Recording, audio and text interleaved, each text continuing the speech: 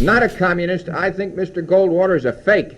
I think he is a demagogue, and it seems real peculiar to me that with the left wing and the Communist Party being led by so many Jewish people, we also have to have a Jewish man leading the right wing. It seems to me there ought to be somebody out of the 150 million white Christian Americans to lead the right wing. I think he's sent over, like Eisenhower was, from the left wing to lead the right wing. Who would you like to see in a presidential ticket, Mr. Rockwell? Douglas MacArthur.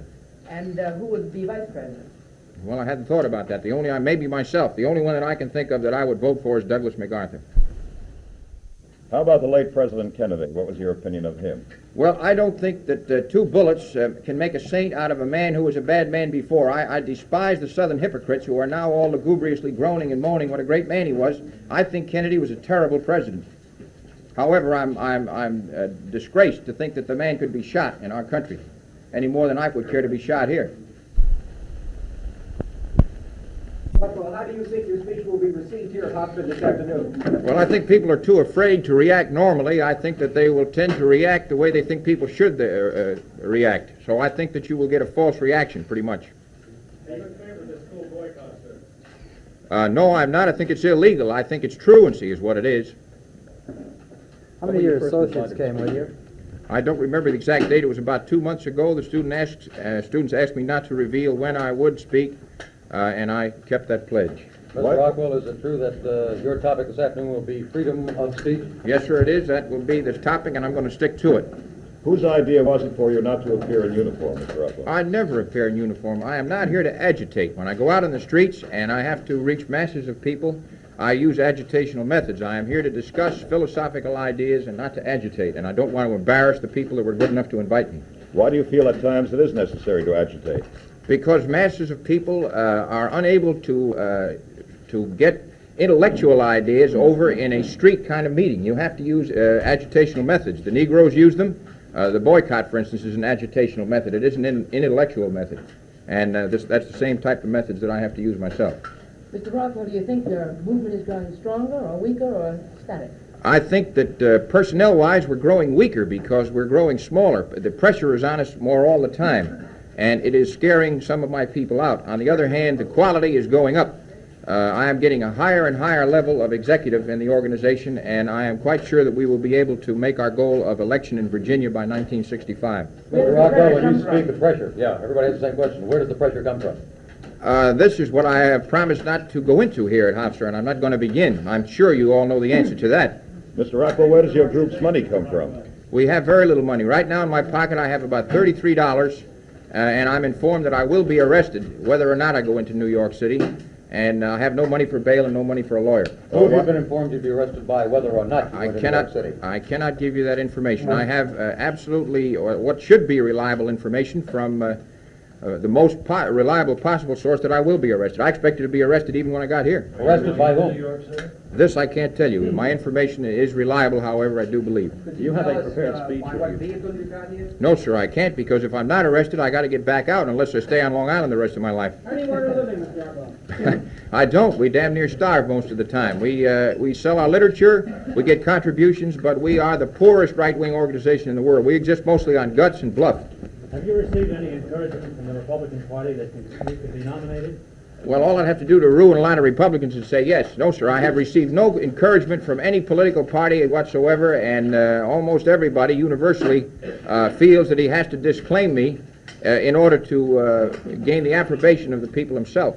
You called Senator Barry Goldwater a communist. Is that correct? Yes, I am, sir, and I admire their guts and courage. A lot of people think I'm anti-Jewish and anti-Semitic. This is a lot of baloney. In my speech, I shall bring that out, that this is simply not true. One of my top men in California, until they put him in jail recently, is Leonard Holstein, a Jew. And I think he's one of the finest young men I ever met. Why was he put in jail, Mr. Rockwell? He was put in jail because he tried to picket an Israeli bond session. And he was attacked by about 5,000 Jewish people. And as usual, just like the warrant in New York charges me with disorderly conduct for being attacked, they're in jail.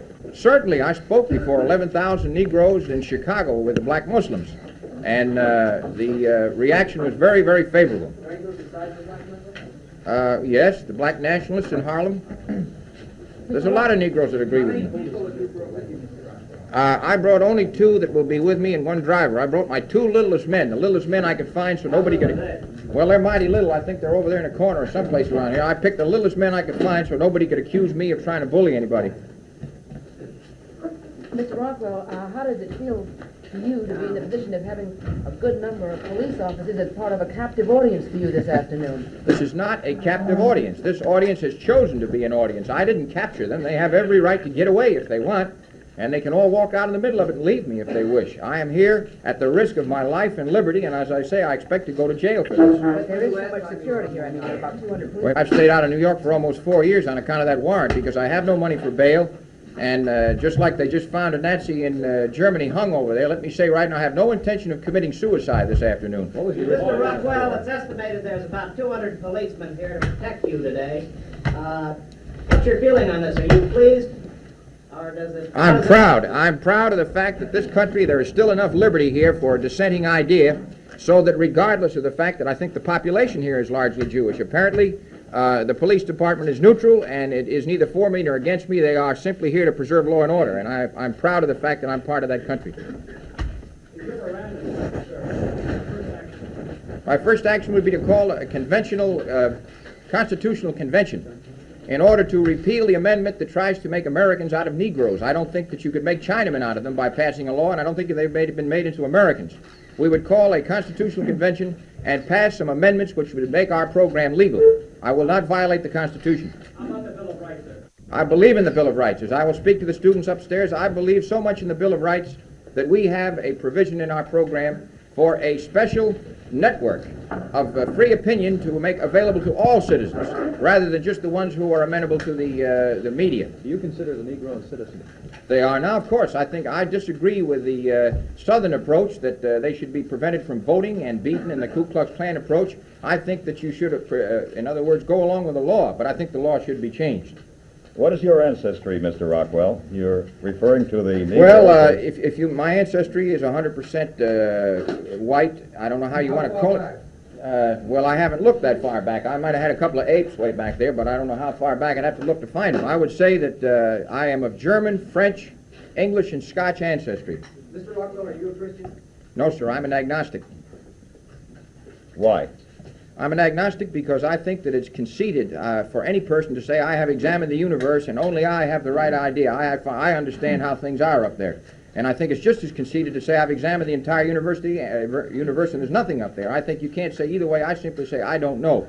I believe in a supreme being, but I don't know what it is or who he is. I don't think we can understand it. Mr. Rockwell, you commented on Goldwater. Would you like to comment on Mr. Rockefeller and Mr. Johnson? Well, I think Mr. Rockefeller and Mr. Johnson are cut out of the same cloth, and I would want no part of them under any circumstances. There's a chance that Mr. Goldwater might be all right, but I doubt it. The other two, I think, are right out of the same cloth as Franklin Roosevelt, for instance. Weight, very little. I'm realistic enough to realize that nobody thinks I can get elected and people aren't going to waste their votes. But I had to start someplace. I have started in New Hampshire. I'm on the ballot, and I think that I will be able to get some votes. In Virginia, pardon me? Campaign in New Hampshire? I am on the ballot there. I'm on the Democratic ballot, me and President Johnson. How many are in your movement, sir? How many people in it? Well, there is only about 700 people, hardcore people, who will actually come to such a thing as this with me. However, we have about 12,000 people who are supporters, friends, correspondents, and so forth. And what state is your strongest opponent, you feel? Virginia. What about New Hampshire support? Aren't you fairly well liked up there? I was amazed when I got up to New Hampshire. The only unpleasant incident I had in New Hampshire was at a general store where an old guy sitting by a stove started to cuss me out and said, "You damn New York millionaires." I said, wait a minute. He thought I was Rockefeller. And as soon as I said, "Your name is Rockwell," he said, "Oh, all right," and shook my hands. Did he know who you were? Oh, yes, sir. He heard about it. We've got to get Mr. Rockwell up there now. Before we break, I wonder if Robert Van Lira was the president of our student council. Next voice here is that of Robert Van Lira, president of the Hofstra Student Council. Van Lira. L-A-V-R-O-T. The gentleman has got to say, because just from the few words that I heard so far, I can see that I am diametrically not to endorse or advocate any policy of hate or racism in any form.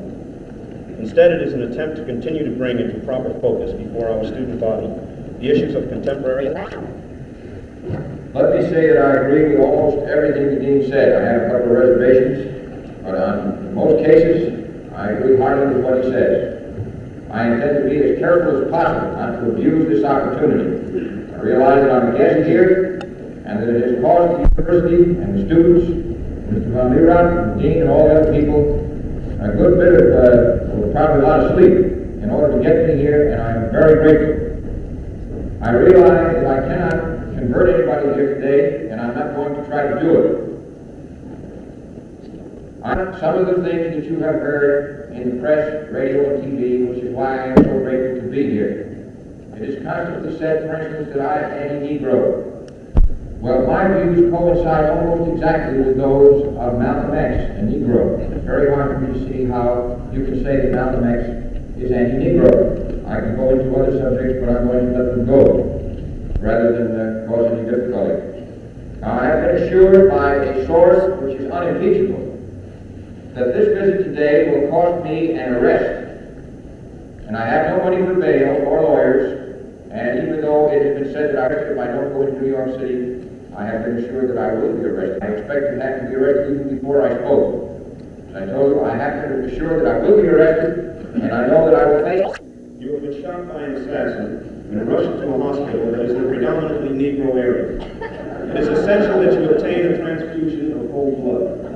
The only blood available is blood given occasion. Would you let this blood pass through your circulatory system, this blood from a Negro, in order to preserve your life? I am 100% a realist, ladies and gentlemen. I believe I would accept blood from Sammy Davis Jr.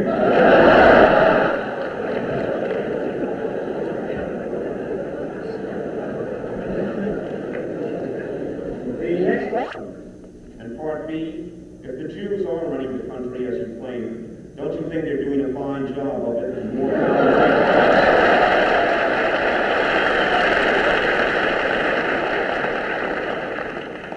Part A, of all countries in the world, which do you think is the best? Well, obviously, if I said any other countries in America, I would be in bad shape here, but I don't have to. This obviously is the greatest country. I have been many times tempted to go elsewhere where I understand they're more racist and so forth like South Africa. This is the best country. This has the best form of government, and I believe that the American constitutional limited republic is the greatest form of government. I believe it should be run by leaders, not demagogues, which is what we have. But I believe that the American constitutional republic is the greatest form of government in the world. Best golden mean between the complete left of anarchy and the complete right of tyranny. Part B, the Jews are running the country as you claim. Don't you think they are doing a fine job?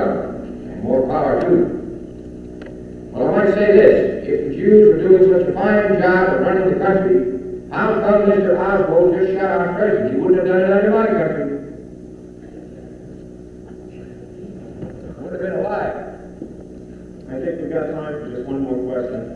What is the difference between National Socialism and communism besides variation of approach to racial issues? The basic difference between National Socialism and communism outside of race, because race is the main thing. The basic other variation is we do not believe in class warfare. We believe in just the opposite. I believe we must have unity. I think our people have been splintered enough into the Yankees and the Confederates and Catholics and Protestants and South and North and all these various divisions. I think that our great white Christian majority should be united.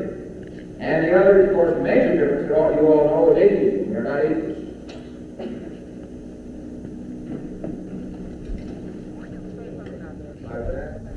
What did you think of Mr. Rockwell's speech?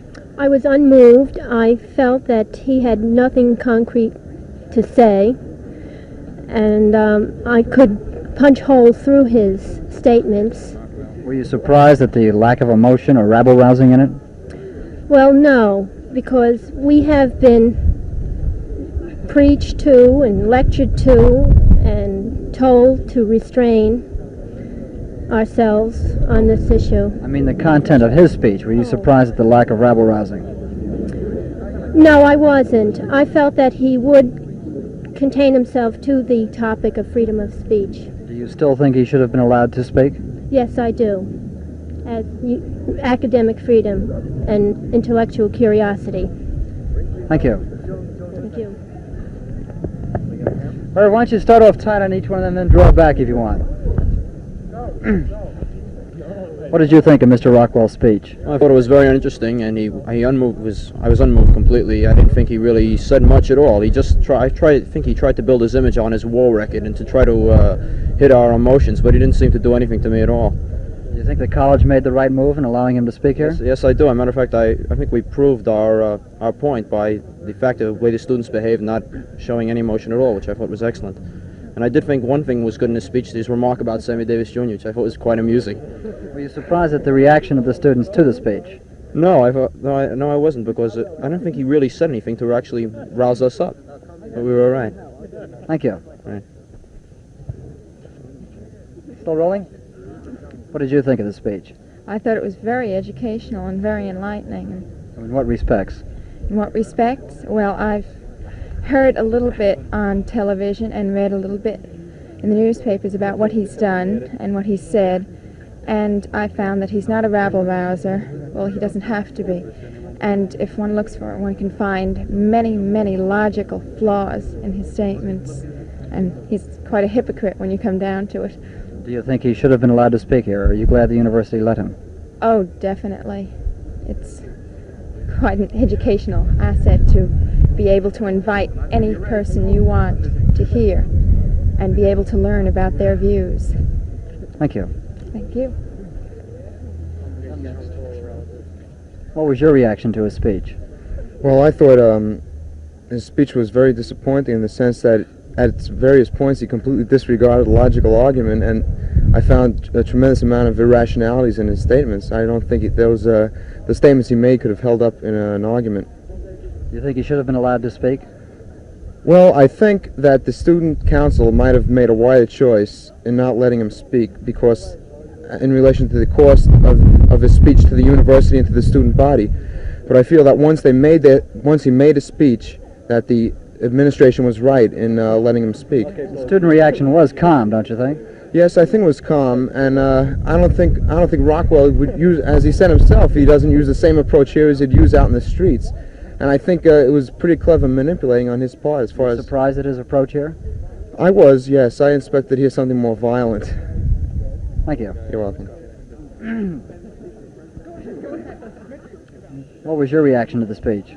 Well, I thought it was a very important one, very educational one for everybody. His discussion of emotional engineering is actually his divulging of his secret of talking to people is something we can all take to heart and something we can all think about, because if people can be gotten over like this, then this is something to reckon with. This is not just a guerrilla who spouts hate, but this is a very devilishly clever man, and a man who knows how to get what he wants. Are you pleased or satisfied that the university let him speak? I'm more than satisfied. I'm very happy about it. I follow the controversy very closely, and I'm very glad it turned out the way it did. I think it's much more beneficial that everyone heard him than that he remained a mystery. Thank you. One more? Yeah. White Anglo-Saxon Protestant. All right, hold on.